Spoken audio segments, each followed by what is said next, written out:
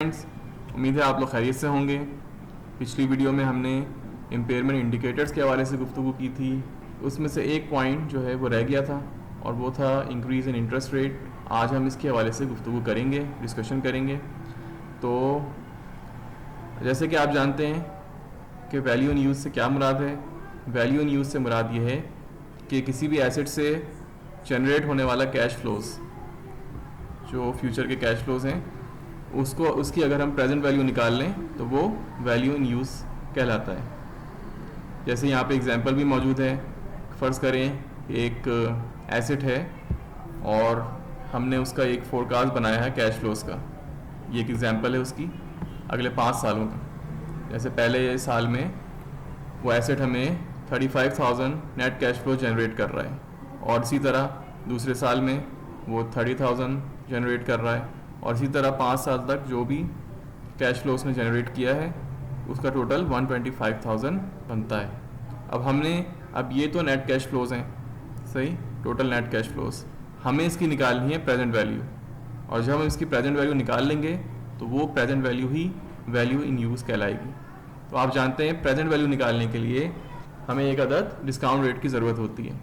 तो यहाँ हम एक्सेल के जो फंक्शन हैं उसकी मदद से एनपीवी कैलकुलेट करेंगे। तो आइए देखते हैं। ये है एनपीवी का फॉर्मूला और ये इसका सिंटैक्स है फॉर्मूले का। इसमें देखें, सबसे पहले एक्सेल हमसे मांग रहा है कि रेट यानी डिस्काउंट रेट, और डिस्काउंट रेट यहाँ पे हमारे पास 5% के तौर पे मौजूद है। तो हम इसको सेलेक्ट करेंगे और फिर कॉमा, और देखें एक्सेल हमसे मांग रहा है वैल्यूज़। आगे ये वैल्यूज़ क्या है? ये है नेट कैश फ्लोज़। तो हम ये पूरा 5 सालों का जो कैश फ्लोज़ हैं इसकी रेंज को सेलेक्ट कर लेंगे। ये हो गया और हम इसे एंटर कर देंगे। तो ये देखिए, ये जो आंसर आया है ये हमारा एनपीवी है, यानी वैल्यू इन यूज़ है, इस 5% डिस्काउंट रेट को यूज़ करते हुए। यानी हमारा टोटल कैश फ्लोज़ थे वो 125,000 थे।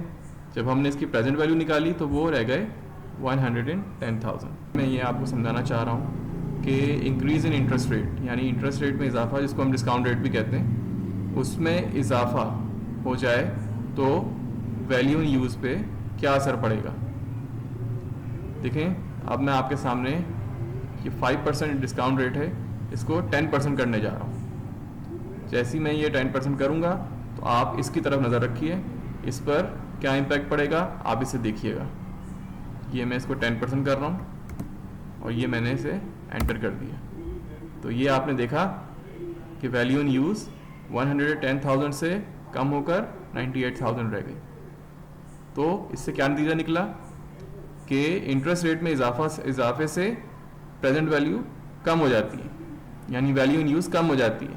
तो वैल्यू इन यूज़ कम हो जाएगी तो इसका असर किस पे पड़ेगा? रिकवरेबल अमाउंट पर। तो इसका मतलब क्या हुआ? इंक्रीज इन इंटरेस्ट रेट क्या है? एक इम्पेयरमेंट इंडिकेटर है, यानी ये इस बात का इशारा है कि एसेट की वैल्यू में कमी आ सकती है और इसके नतीजे में हम क्या करेंगे? हम इम्पेयरमेंट रिव्यू करेंगे। अच्छा दोस्तों, एक चीज़ ध्यान में रखिएगा, वैल्यू इन यूज़ कैलकुलेट करते हुए हम सिर्फ और सिर्फ अगले 5 साल का ही कैश फ्लोज इंक्लूड कर सकते हैं। इस रूल को हमेशा ध्यान में रखिएगा। तो दोस्तों, उम्मीद है आपको ये कॉन्सेप्ट समझ आ गया होगा। फिलहाल के लिए इतना ही, अगली वीडियो में फिर हाजिर होंगे। जब तक के लिए खुदा हाफिज़ एंड टेक केयर।